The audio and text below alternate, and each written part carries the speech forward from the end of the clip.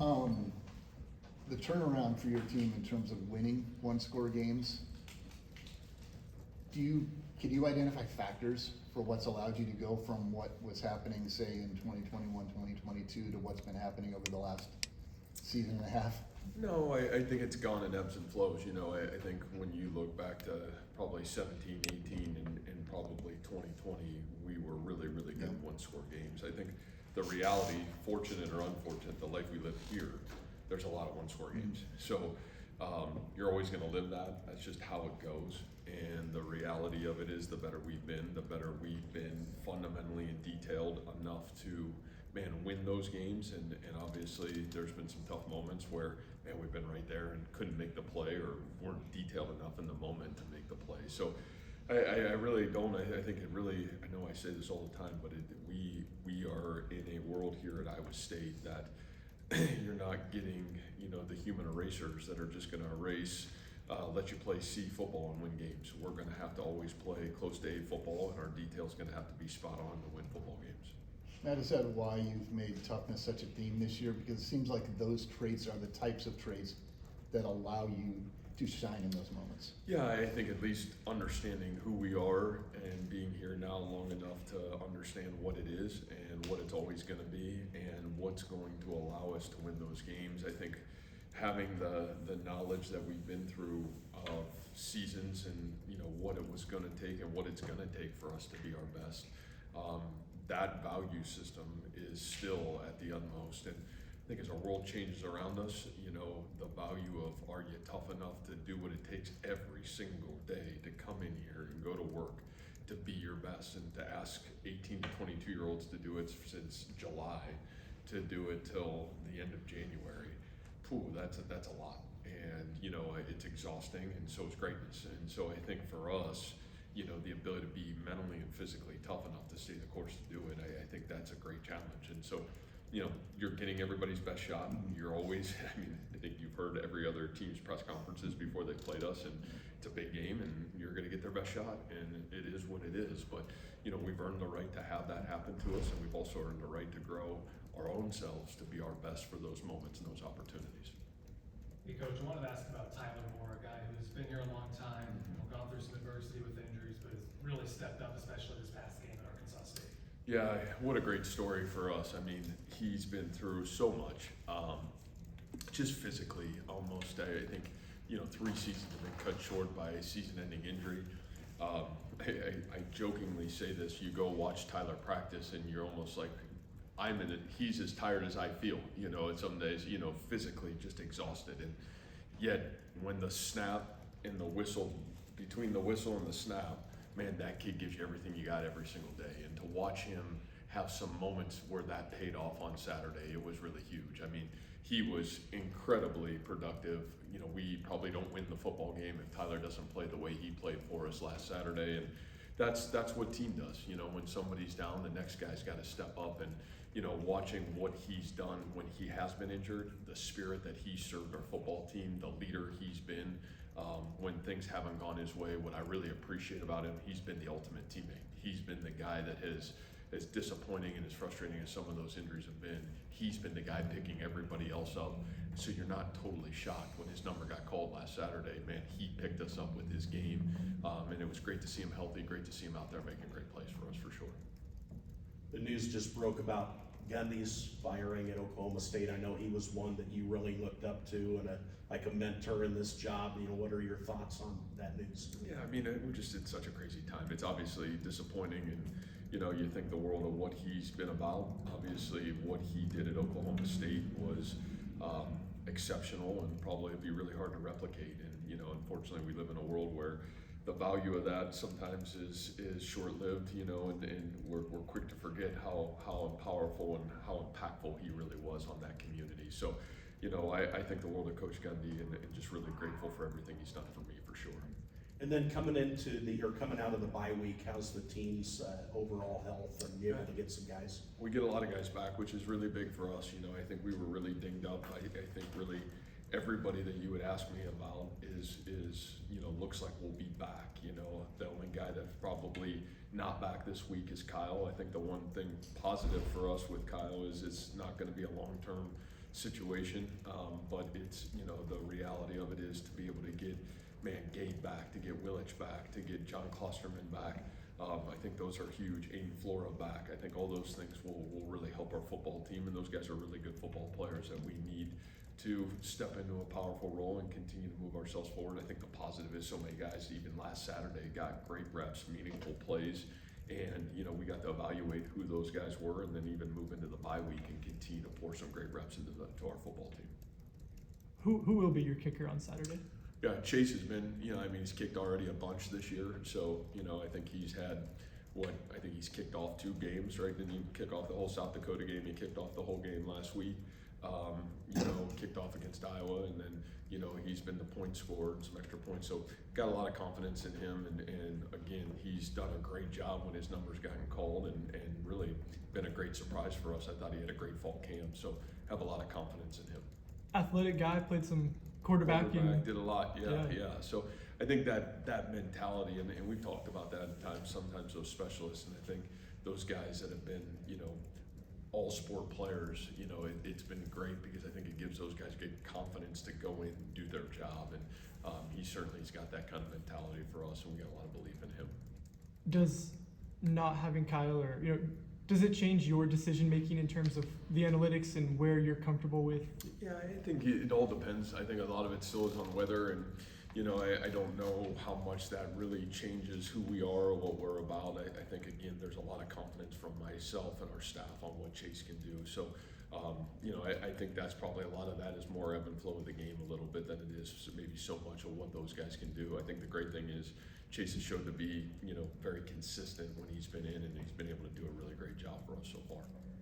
Matt, Noah Papita's mobility, what kind of stress does that cause a defense, and what do you have to make sure you do to keep him contained? Yeah, you know, boy, I mean, I feel like we've gotten a lot of athletic quarterbacks so far this year, and I think you guys have seen it as well as I have. It stresses the defense in every way, shape, and form. You know, I think what you've seen from this young man is just a great confidence. Now year 2 in this system, year 3 is the starter. Boy, is he confident. He's confident where he's going with the football. He's got elite arm strength. He's got the ability to make all the throws, which is uber impressive. And yes, he is mobile, but he's also confident enough to step up in the pocket and make the big throws over the middle. And that's what's really impressive about him. So I think he not only does he challenge you with his feet, but he's got really elite arm talent. He's got the ability to make all the throws in great precision, and he's got some real talented, skilled players on the outside that deliver the football too. What is Kyle's injury and timeline? Yeah, you know, I think that it's more of a leg injury in terms of a strain than it is anything else. And I really think it's more week to week right now. I think we're certainly excited about that it's not a long-term deal, and I think he's excited. He's having a great year, but one of those situations we'll just go week to week with. And is Jace Gilbert out with an injury? Jace was. He got hurt in the South Dakota game after the first kickoff, so you know he'll be out. Hopefully we can get him back by the end of the football season. What did you feel like this was a productive bye week for you guys, or what were the goals? Boy, I did. I mean, I thought it was a huge bye week. I think just, man, when you have the collection of 4 game data of where are you, what are you doing well, what are you not doing well, I think we played a lot of football players in those first 4 football games, so guys also had videotape evidence of themselves. And to be able to, you know, collect that, really sit down on Sunday and Monday, do a great job. Like, where's our gaps? Where do we got to get better? And then really had great practices. I thought Tuesday, Wednesday, Thursday, really physical football practices, which I thought we needed. And then the opportunity to kind of take a breath there on Friday and get our kids back Sunday ready to go. So, you know, I think a lot of emphasis was on ourselves. And then as we got into the weekend, moving towards Arizona. And I think now you are the longest tenured Big 12, longest coach in the Big 12. I mean, do you have any thoughts on that? Oh boy, it doesn't sound like it's a good thing to be. Yeah, so who knows? Who knows? What else? How do you feel like your team got better during the bye week? Well, I don't know if we'll know until Saturday, to be honest with you. You know, I think the hard part about having a bye week is the rhythm that you gain or lose by going into a bye week. And I think there's a maturity, and I'll throw the word toughness out again, that you have to kind of regain that momentum going into game week. And so I think this is be another great test.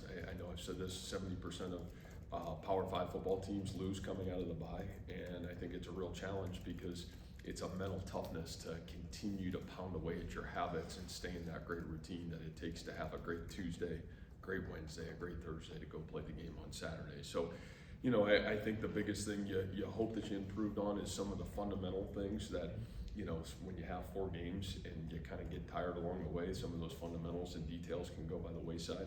You hope that we were able to kind of regain that. I saw that happen, you know, in a positive way, and then now you got to get yourself ready to get yourself back into game week. And, you know, you got a great team coming in here, a team that's undefeated, that's going to challenge you in every way. And, you know, how do you show your growth from where you were the last time you were on the game field to the next time you're on a game field? So I'm excited for that challenge.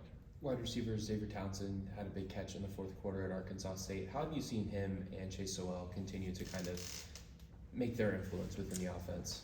I just think the biggest thing is their health. You know, I think not being healthy all fall camp was a real challenge for them to get in rhythm, let alone learn a new offense and be in a new system. And so I just think those guys continuing to gain. I almost felt like by the end of that Arkansas State game, you were kind of at the end of fall camp for what, you know, really Xavier and Chase was. That's a 4-week block that, you know, was really kind of like their fall camp. So I think for them, what a great opportunity for them to step away. What I do well, what we do well, how do I get better? And then, you know, for Rocco and those guys to really go to work on some of their rhythm. You know, I think the big thing for Xavier, you felt like visually you saw him get better every single game that he's played over a 4-week period. I think Chase has really showed up in some really positive ways as well during that block. And, you know, I think if you go back to, you know, the last time when we had Jaden, you know, it was really game 5 and 6 that it really took for him to kind of step into the offense and be successful. I think it was that Oklahoma game and TCU game where he really kind of came out. So, you know, I just think there's a time and a growth period, and especially when you lose so much of fall camp, that's really hard. So I think you see those guys continue to fundamentally get better and feel comfortable in the offense for sure. In your observation, when it comes to newcomers learning the offense, what has been the biggest hurdle for them? Is it the offense complex to learn, or is it something else? Yeah, no, I think any offense probably has its own complexities to it, but I think the reality in you know, different than when we had Jaden, there's a lot of really good players in this offense, so the ball can't just go to one guy. You know, I think the reality of all of it looks like, man, does your number get called? And when it does get called, are you going to be ready to make the play? And, you know, I think that's the great thing that you've seen from X. You know, his number got called a couple times on Saturday. The coverage dictated him being open, and he was able to make some huge plays when it came open. You know, I think Chase has had a couple of those moments in the last 2 games and made some really good plays as well. And so, you know, I just think that's probably the fun thing about us. I know I said this, and I think I'll probably be a broken record on this. I mean, I think every game offensively, my guess is there's going to be new guys step up, because I just think the coverage, man, where the ball goes is going to be based on, you know, what coverages and what defense come their way. And, you know, I think one of Rocco's great strengths is delivering the football to where the defense is allowing the ball to go. And I think he's certainly grown immensely in that asset. You listed a bunch of players that you're optimistic that will be back on Saturday. Is John Tez also part of that list, though? What's his status? Yeah, John Tez was good Saturday. You know, he kind of dinged up his foot. It was a bruise. We just didn't feel like, you know, we were in a position to put him back in the game. We didn't know exactly what it was, but he'll be fine. He's totally fine. Practiced all last week, so not injured. Matt, last year, mobile quarterbacks kind of gave this defense some fits from time to time. You already played a handful this year. Yeah. Where have you seen the most progression in the way they've been able to handle mobile quarterbacks this year? Well, I think at times we've done a good job, and at times we haven't so far. You know, I think that, and I don't know if it's just this defense. I think that's the challenge with a mobile quarterback. I think the thing that mobile quarterbacks do is, you know, that gives the offense, it allows you to equate hats in the run game. And, you know, in the pass game, you better have great precision and detail on your rush lanes, because I think, man, an inch off against a really mobile quarterback, they can make you pay. So not only are you playing pass defense, but quickly you're going to have to transition into run defense. So, you know, I think that's a challenge for any defense in the country, and certainly has been a challenge at times for us when we've had great discipline in how we address who's got the quarterback in a run game, and certainly our ability to navigate pass rush lanes. We've been really at our best, and when we've been off, those guys can make you pay, and that certainly happened to us. We'll have to have great discipline. We'll have to have great detail on Saturday for sure. Coach, I know roster limits got overruled this summer, but to have 2 kicker injuries in the first 5 weeks, how vital is it to keep the rosters where they are now to ensure a third kicker? Boy, I mean, it's, and I said this before the season, I think that's the hard thing in college football. You're asking all these teams to play a lot of games, right? In the NFL, there's a roster limit, but you can also add guys at all times, right? And so I think that it is going to be vital. I mean, yeah, I think at some point, could you get to where we're fortunate we got Chase? I mean, Chase is a damn good kicker, and we're fortunate to have him. But, you know, you can imagine if you didn't have that situation, what a tough situation you could be in. And will that happen to some teams? I'm sure. You know, I just think that's the nature of our business. You're dealing with, you know, college 18 to 22-year-olds that are growing physically, and, you know, injuries are going to happen. You can't control that. So I think that is probably the one thing I was scared about when you said you're going to have a 105-man roster limit and not be able to replace anybody in your roster. Nobody still made sense of that rule to me, but I get it. You know, what do I know? But the reality of that situation is, I think it can be certainly really challenging for sure. Who's your backup kicker Saturday? Oh, buddy, can you kick? Can you go? I don't know. I don't put you on the I may roster. have a year of eligibility. All right, I'm going to check on that. So, Did that's you- a great One more question. here and then we'll wrap up. Obviously, Kyle was put in a unique situation after Chase's injury of having to do kickoffs. What kind of strain does that put on a kicker's body, having to handle more things with something that he maybe wasn't expecting to do, or any strain on the body at all? I think minimal. I mean, most kickers in football do multiple things. I think we're probably the only school in America that would ever have somebody do one thing. So the reality of it is most kickers are doing both, and you know, we're punting and kickoff, or point scorer and kickoff. So you know, I don't think that really had much to do with it. You know, he had been dealing with a lot here over the course of the last month, and you know, we've tried to really do a great job, be smart. And again, I think that's why you saw Chase really. That's not really true. You know, those guys were splitting the reps of the kickoff. Both those guys did, you know, really both games. So, yeah, it's part of the deal. You know, I think both those guys, and especially when you talk roster limits today, boy, those guys are going to have to be multifaceted in terms of what they do for a football team, for sure. Thank you, Coach. Awesome. Thanks, guys. Thanks, Matt. Thank you, Coach.